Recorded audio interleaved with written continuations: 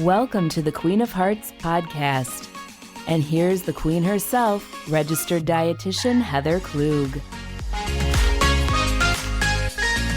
Hello, everyone. Welcome to the Queen of Hearts. Hello, Heather. Yeah, so just a little update for everybody. We are going to be moving to a new podcast hosting site. Okay. We've been using Anchor, and Anchor has been great to use. But we've decided we're going to switch to Buzzsprout starting June 15th. Okay. And the reason being is that we can have our own website where all our podcasts can live. Ooh. So you can easily find them. There'll be an embedded podcast player on there. So nice. I just want to mention that for our listeners who are on Anchor. Excellent. Yes, so you will need to go somewhere else to listen to the podcast. This does not affect people who listen from Spotify, iTunes, or Google Podcasts, any of those other places. You will still be able to find the Queen of Hearts podcast. Excellent. All right, on to our topic for today. Yes. So May is Mental Health Awareness Month. And this year it seems really fitting considering that mental health is a topic on everyone's minds right now. Yeah. Yes. The coronavirus pandemic has caused a lot of grief for us. Most of us in the form of our lives being uprooted and really just turned around. But I think one of the good things that has come from that is a new urgent conversation about mental health. Definitely.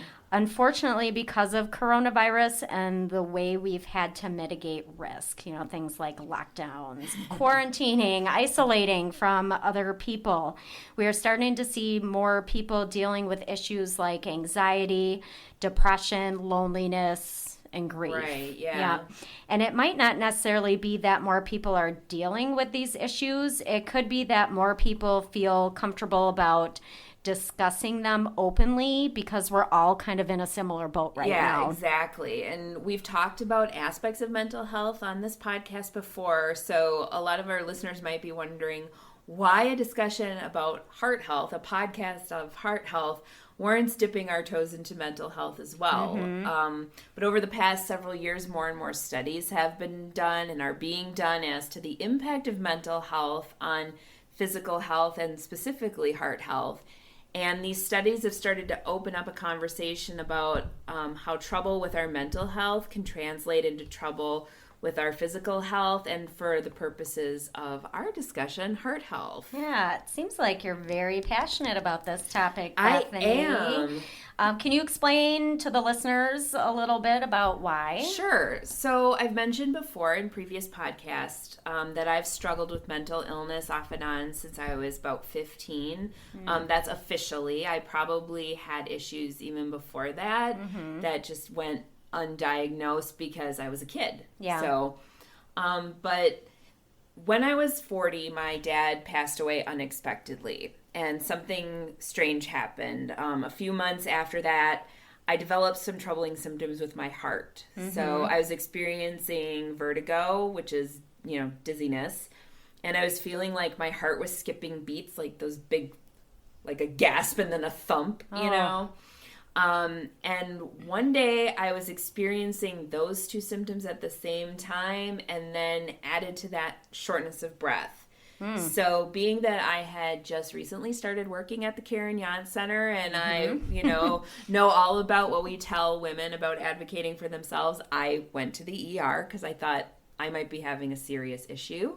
Fortunately, I did not have a heart attack, but I was urged to follow up with a cardiologist. And initially it was, just meet with somebody and they'll determine what needs to happen. And the cardiologist said, yeah, we're going to send you for an echo and we're going to set you up with a monitor. And basically, after all of that, I found out that I have a mild arrhythmia. And I'm not sure that my mental health is connected to the heart issue, but the stress that I was under at the time at least seemed to bring it to the forefront. Yeah. So that kind of connection led me to want to find out all I could about how these two big issues for a lot of people are tied together. Right. So you mentioned some of the mental health struggles people are having with coronavirus specifically. How do those things impact the heart? Well, let's start with something I think a majority of people are experiencing right now, which is anxiety. And it's one of the most common mental health problems, even before all of this. Approximately 264 million people worldwide have an anxiety disorder, and women specifically are nearly twice as likely as men to be diagnosed with an anxiety disorder in their lifetimes. Yeah. Surprising to probably nobody. Right. When you say anxiety disorder, is that just general anxiety, or are there specific disorders this applies to? Well, it does include what's known as generalized anxiety disorder, which is one of those kind of broad spectrum terms, but it also includes everything from panic disorder to obsessive compulsive disorder, post-traumatic stress disorder, etc. And what's interesting is that these types of illnesses can impact your heart by speeding up your heart rate and increasing your blood pressure, and also causing other types of arrhythmias as well. Okay. Does this mean you're thinking that anxiety might have been the cause of your heart issue? It did cross my mind because at the time I was, like I said, I was under a lot of stress and anxiety. But I want to point out that when I was wearing the Holter monitor, if people out there have had one before or haven't, it's just one of those little things you stick the pads on your body and then you wear it for a few days or a week. And I had to write down anytime I felt that heart skipping or any other symptom, I had to write down what I was doing at the time. And the majority of the time, it had nothing to do with any anxious feeling. I wasn't feeling anxiety. So I guess it wasn't conscious. If it was happening, it wasn't conscious. Okay.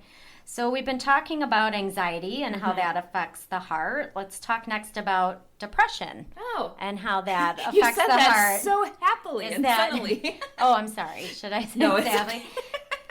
How does depression affect your heart, Bethany? Yes, that's much more. I mean, it affects the heart too, right? Exactly. So studies have shown that depression can also, like anxiety, interrupt your heart rhythm, but it can also increase inflammation as well as blood clots. And those things can lead to long-term cardiovascular damage and raise your risk of heart attack and stroke. May is also Stroke Awareness Month too. A little side note, yes. And depression also increases stress hormones in your body, and the longer you're depressed, the longer it kind of keeps your body in a constant fight or flight type of response. And that can impact your blood pressure. It can raise your blood pressure. And the longer your blood pressure is raised, it can lead to less elasticity in your arteries and cause further damage. Right. Well, that's pretty scary. Yeah. Especially when you consider that about 20% of us will experience an episode of depression at some point in our lives. Right. I'd like to add here, too, that depression has been proven to be such a big risk factor for the heart that the American Heart Association is now recommending that all cardiac patients be screened for depression. That's good. Because you've mentioned too, like when you've worked with cardiac rehab patients, you've seen a lot of that. Yeah, I would say roughly, it was probably around 15 to 20% of the patients, sometimes more. You know? Yeah, it was pretty common. Yeah, and speaking of risk factors, the other interesting thing that these depression studies showed, and I don't think this will be a surprise to anybody, is that people with depression tend to engage in more high-risk behaviors. Yeah. So they tend to be smokers, they have a poor diet, or they might opt out of exercise, things like that. Why do you think that is? Do you think it has to do with them wanting to feel better, so they smoke or eat unhealthy foods? And it might, people who smoke, they smoke to relieve stress. They smoke to relieve anxiety. But I think sometimes for people, there's also this desire to eat better. There's a desire to exercise because they know that logically, their mind is telling them, I know this would make me probably feel better. But the will isn't there. And that's one of the problems with depression. It just can sap your will in so many ways. How do you mean? Well, I think a lot of people tend to look at those with depression or depressive type illness or mental illness in general and automatically assume these people are lazy. They don't want to do the necessary things to take care of themselves. And they want to believe that those people who are sick can just will themselves to eat better or will themselves to exercise. I've heard those stereotypes. Or even let's just yell at them for a while and kind of pressure them into doing it. And then when they can't, these same people are written off as not wanting to get better. And actually, the majority of people who are suffering from a mental illness, they're completely rational people. They know that eating healthy and exercise is good for them. They know that quitting smoking is probably a better bet, to have a healthy heart. But their mind, like depression is a trick of the mind. And it tells you it's easier to sleep or lay on your couch all day or eat that piece of cake instead of a piece of fruit, Being mentally ill, a lot like being physically ill, it's not a character flaw. It's not something you can just will yourself out of. Sometimes you're going to need a little more help than that. Yeah. What about some of the unique conditions people are dealing with right now?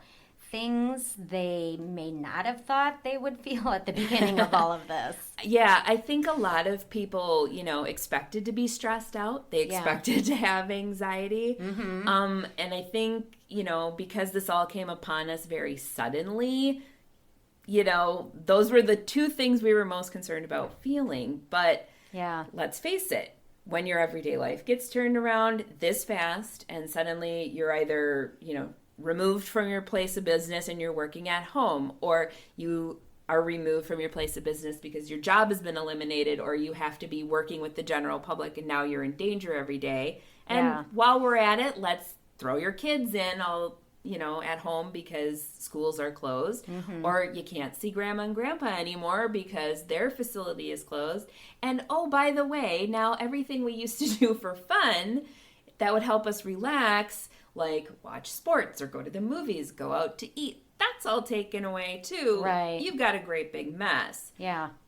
And I think what came along with that kind of thing was grief and loneliness, things that people didn't expect to feel and maybe were surprised that they were feeling. And I think sometimes with grief, there's a little bit of like survivor guilt type stuff that comes with that, or feeling bad that you're grieving a loss that's not a death of a loved one.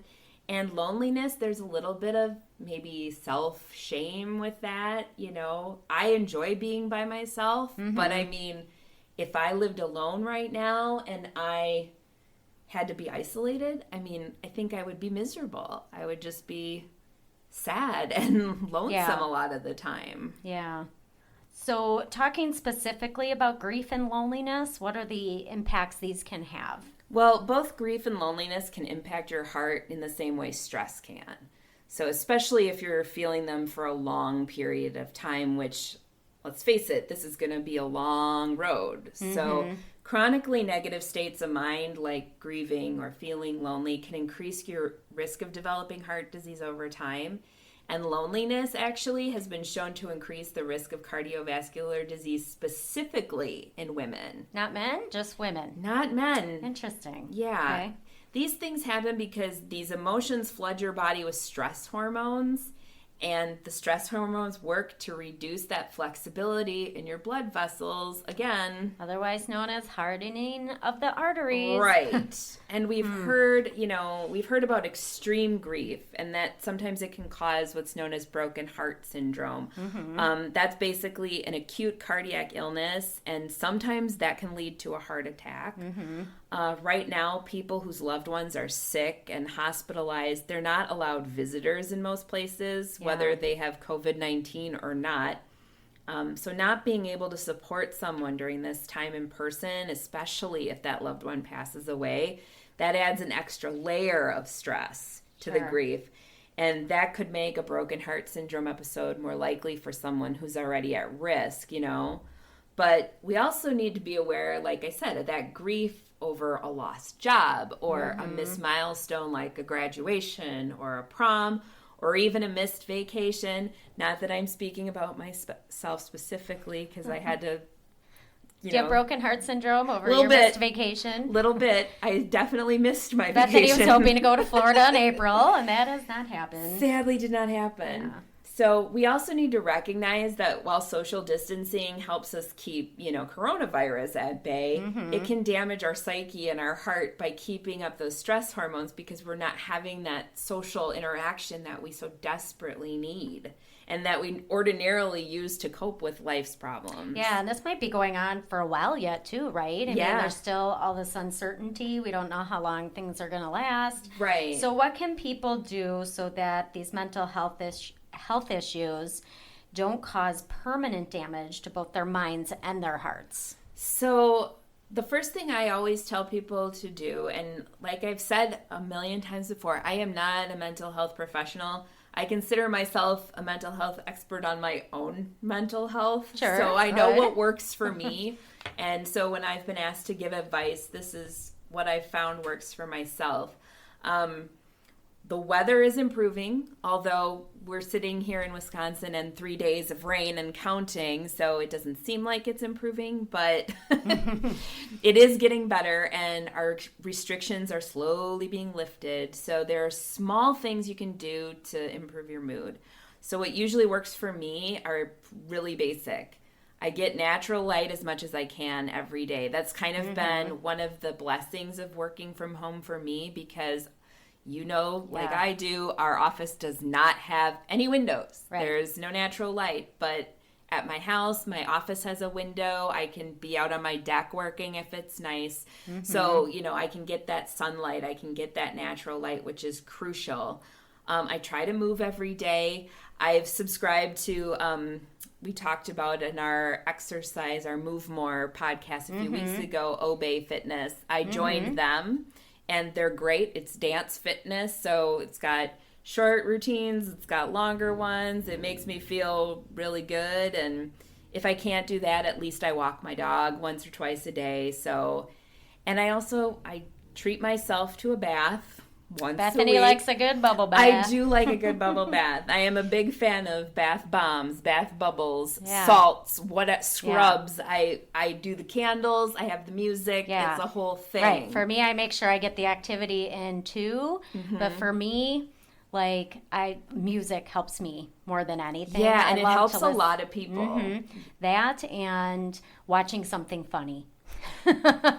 For me, that works too. Thank God for YouTube. Right? It just helps relieve some of those stress hormones a little bit. Definitely. Yeah. Laughing is really important. So I think find anything that helps you with reducing stress or bringing some sort of joy into your life. Exactly. And one thing I always try to tell people too is check in with yourself often. Take a few minutes, if you can, in a quiet space by yourself and just really do a little self-assessment of how am I feeling today. If you've never done this before, we do have a link to a checklist on our Karen Yant Center website. It's, I believe, 8 or 10 questions, just kind of how have I been feeling the last few days. And do I have to do this every day? I do. Okay. You certainly don't have to, but I'm also somebody, like I said, I've been dealing with this for a long time, so I know when I'm starting to go down a bad road. And my little red flags come up and I try to be a little more observant of how I'm doing. Yeah. I think if you have others that you're coming into contact with on a regular basis, if you're living with somebody, your roommate, your spouse, your kids, whatever, they're going to notice sometimes. They'll let you know. They might let you know, hey, you just seem like something's off, And the other thing I'd like to point out is that once you kind of have moved from this is a nuisance to me to this is my reality every single day, that's when it's time to reach out and maybe consult a professional because you might need another level of help. Okay. It's a very important point right there. Yeah. And that is a topic we will be talking about next time. Yes, I'm excited. We're going to have a guest on. Her name is Monica Rodriguez. She's a licensed professional counselor and the owner of On Purpose Psyche. I'm so excited to talk to her. Yeah, same here. All right. Well, thank you for listening today, everyone. Yes. And as we always say, be the ruler of your own heart. Bye-bye. Bye.